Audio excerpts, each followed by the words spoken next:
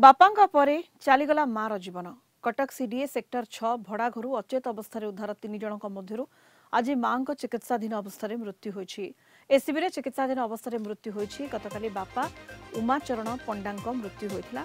आज मां सरोजिनी पंडा मृत घोषणा करिसेंति डाक्टर। बापा मां और पुओं को उद्धार करी एसीबी रे भर्ती करथिला मरकतनगर थाना पुलिस। गत 2 तारिख में उद्धार करथिला पुलिस विषाक्त तरल पदार्थ पी आत्महत्या उद्यम करथिले।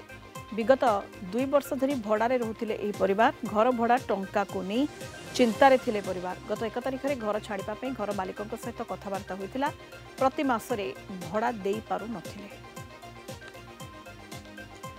कटकरू जय महांती वर्तमान जोड़ी होइछन्ति फोन लाइन रे। जय, अभावनीय घटना 3 जन को अचेत अवस्था उद्धार करा जायतिला। बापांको मृत्यु घटितला एवं चिकित्साधीन अवस्था मां भी मृत्यु घटी। जय ये गोटे बहुत बड़ दुखद घटना, अभावनीय घटना एवं यही घटना सीडी अंचल रे कथा को लेकिन स्थानीय अंचल रे गोटे शोकर छाया समस्त मन में अच्छी। जहाँ गत 2 तारिख दिन सकाळे से घर मालिक तांकर प्रतिक्रिया आम आनीलु। से जहाँ सूचना देते 2 वर्ष है घरे यही 3 जन सदस्य बापा माँ एवं पुओ भड़ारे रोते एवं नियमित समय व्यवधान प्रति मासरे से भड़ा टंका दे पारु नथिले एवं यही कथा को लेकिन से चिंतार थिले एवं घर मालिक भी आड़ू कही 2 तारिख दिन जे आमे कहिथिलु आपण घर छाड़ी दियंतु टंका जहाँ बकाया अच्छी देवार आवश्यकता नहीं।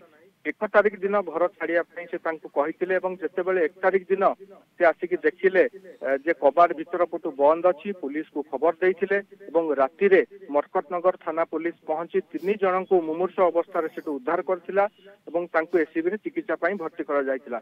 गत काली जे रहिचंती उमाचरण पंडा तांको बयस 80 पाखापाखि हम तांकर चिकित्साधीन अवस्था देहांत होईछि एवं जे रहिचंती महिला जनक माँ जे रहिचंती सरोजिनी पंडा तांकर आज मृत्यु घटी। तांकर पुओ एबे मध्य चिकित्साधीन रहिचंती जदिओ तांकर अवस्था स्थिर थिबा कथा कुहा जाउछि।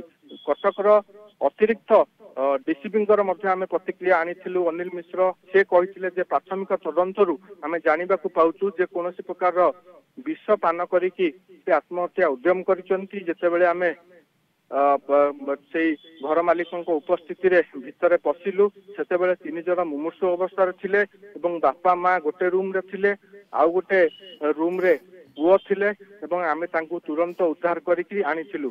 तेबे घटना तदंत जारी रही, केस ओपन रही एवं वास्तविक कौन परिस्थिति सृष्टि होता को भली परिस्थिति से माने आत्महत्या पई उद्यम कले ए सबु कथा को पुलिस एबे मध्य खोलताड़ करूची। साइंटिफिक टीम गोटे जाइथिला 2 तारिख दिन पूर्वाह्न सेठू जहाँ जहाँ एविडेंस संग्रह करने कथा करिथिला से टीम परिस्थिति को अनुध्यान करथिले सेठी। किंतु ये गोटे बहुत बड़ा दुखद घटना जमती आपण कहउचंती घर भड़ा टंका गोटे एमिति विषय नुह कि ताकू नेकरी जने जीवन निजर हारी देवा पई चेष्टा करिवे एवं से घटना ही घटीगला। वास्तविक से माने जहाँ पुलिस पक्षर सूचना मिली तांको पुओ सॉफ्टवेयर क्षेत्र रे काम करुथिले बेंगालोर रे एवं सेठी तापर से आसिकी घरे रहुथिले तांकर सेठी नियुक्ति नथिला से आसिकी एठी चाकरी छाड़ी की घरे रहुथिले।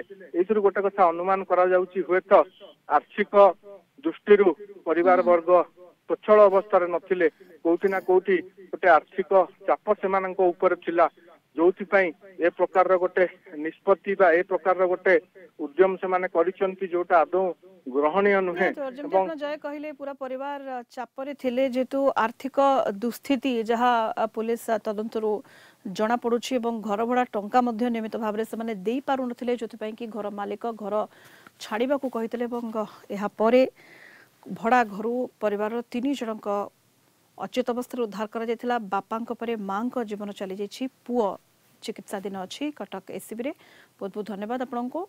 कटक रु आम रिपोर्टर कटक रिपोर्टर जय महांती फोन लाइन रे जोड़ी होइतिले ए संपर्क रे अधिक सूचना दोथिले।